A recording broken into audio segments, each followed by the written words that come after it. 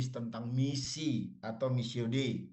Nah, tujuan utama mata kuliah ini adalah memberikan pemahaman yang mendalam bahwa misi bukanlah sekedar program gereja. Nah, kita harus paham dulu ya Bapak Ibu. Jadi tujuannya supaya kita memahami dan mengerti bahwa misi ini bukan sekedar program gereja. Nah, kenapa? Kenapa? Karena dikatakan di sana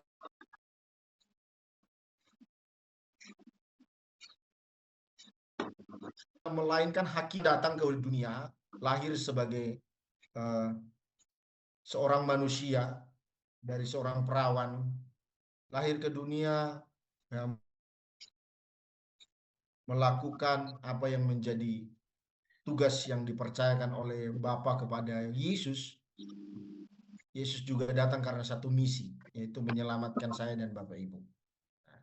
Sehingga di sini dikatakan bahwa tujuan utama daripada mata kuliah ini adalah kita memahami misi itu bukan sekedar daripada program gereja, melainkan itu merupakan hakikat dan sifat daripada Allah itu sendiri. Ya. Jadi di sini kita belajar bagaimana mahasiswa melacak mandat misi dari perjanjian lama hingga perjanjian baru, terutama amanat agung, sehingga setiap kita punya paradigma teologis yang kuat sebelum kita melakukan aksi prakteknya di lapangan. Yang kedua, memahami prinsip dan dinamika pertumbuhan gereja itu secara holistik.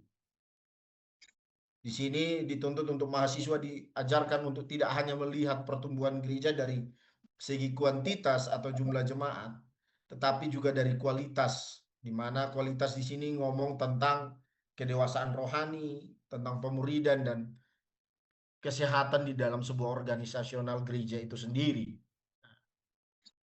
Sehingga poin ini mencakup studi tentang faktor-faktor pendorong dan penghambat pertumbuhan gereja lokal berdasarkan prinsip-prinsip sosiologis dan gerejawi. Yang ketiga, tujuan yang ketiga yaitu mengembangkan strategi kontekstualisasi dan penginjilan yang kreatif. Bagaimana kita menginjil kalaupun kita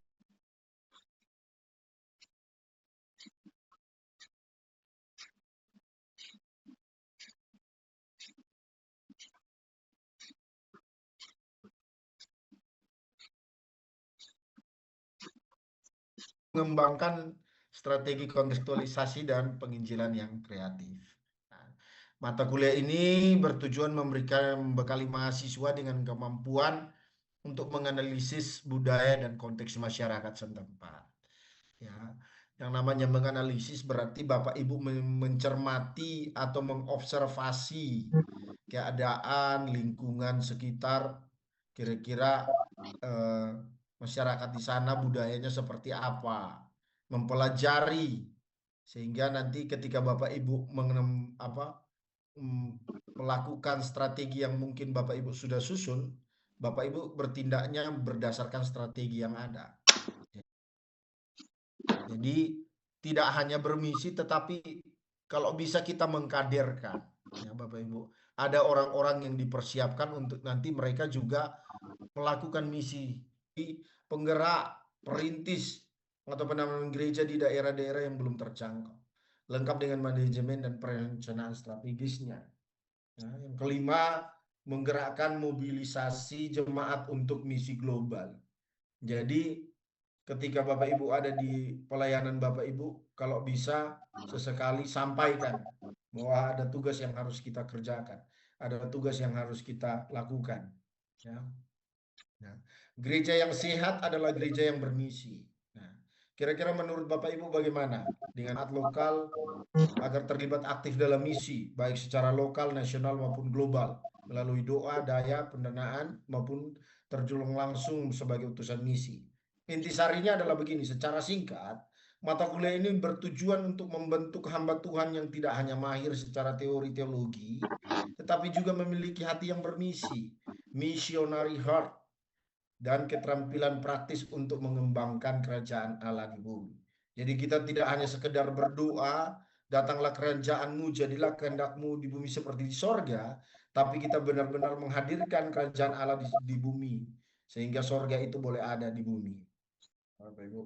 Jadi tidak hanya sekedar minta kerajaan Allah itu turun, tapi kita doa, kita bilang kerajaan Allah itu datang, jadilah kehendakmu di bumi seperti di sorga, tapi kita nggak mau lakukan kehendak Tuhan.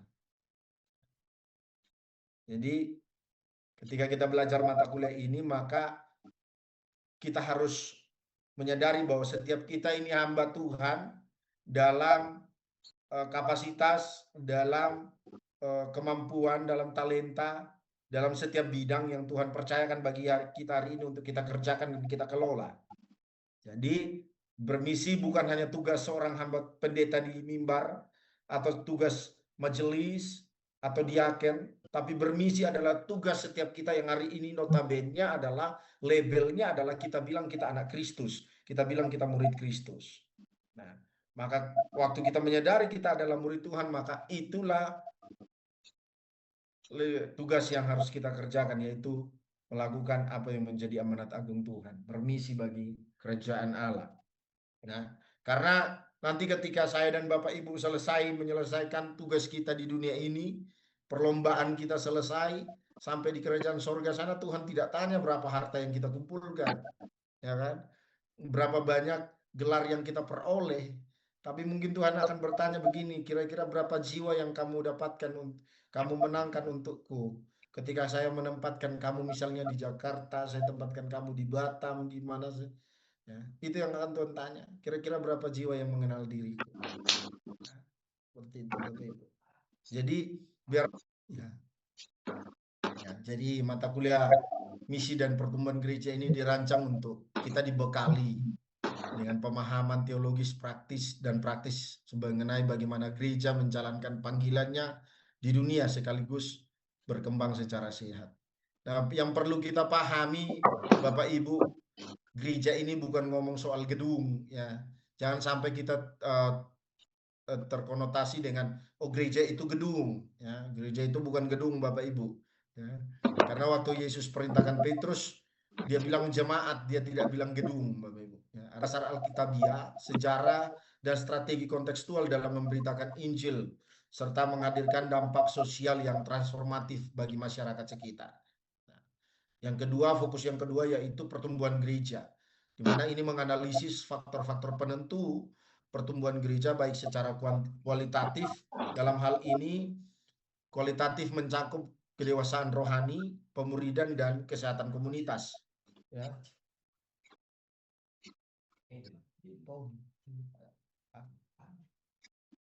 Ya. Kuantitatif ini tentang pertambahan jumlah jemaat, ya, serta bagaimana mengelola dinamika tersebut tanpa kehilangan esensi teologisnya. Nah, kalau ngomong kuantitatif pertambahan jumlah jemaat, ini bukan ngomong kita pindahkan dari yang sudah Kristen tambah Kristen lagi. Daripada mata kuliah ini, yaitu misi dan pertumbuhan gereja ini dirancang untuk membekali setiap kita, ya Bapak Ibu, bagaimana kita menjalankan panggilannya di dunia sekaligus kita berkembang secara sehat. Nah, secara garis besar mata kuliah ini, ini tadi sudah. Nah, kita akan lihat sama-sama